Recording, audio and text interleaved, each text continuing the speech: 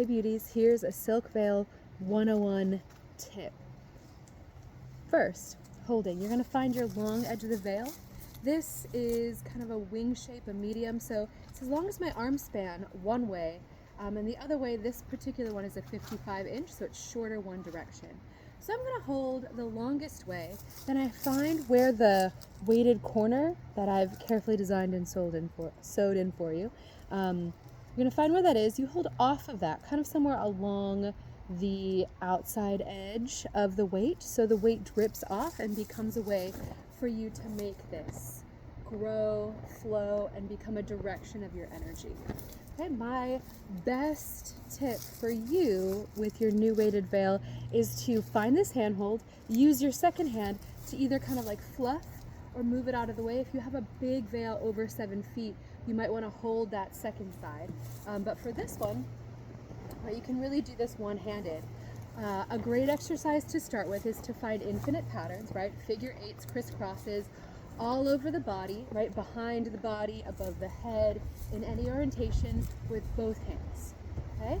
Then the next one is to do a little more free form and to draw, paint, and write and sculpt around in space. Okay, so here we are moving, grooving,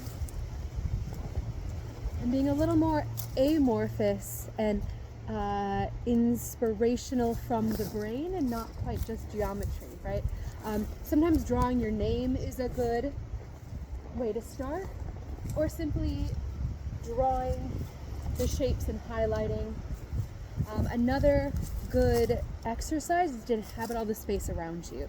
So if you really want to amplify your spatial awareness, you notice, right? So for me, I have a bush. Okay, I got a bush. I got a plant. I have a tree. There's a cute dog over there.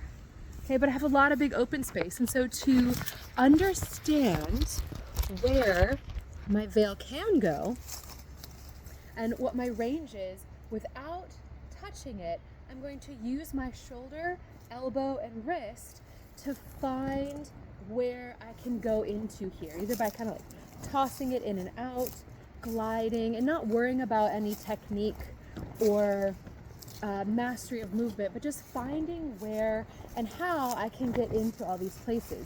Always using both hands, and then move your body around so that you're not just moving through the front, but you're moving from the side, from the back, and around. Okay? So those are 3 great exercises to just start getting into the Silk Veil technique. There's so much more out there, and so if you really want to know more, join my Patreon. I have hundreds of classes.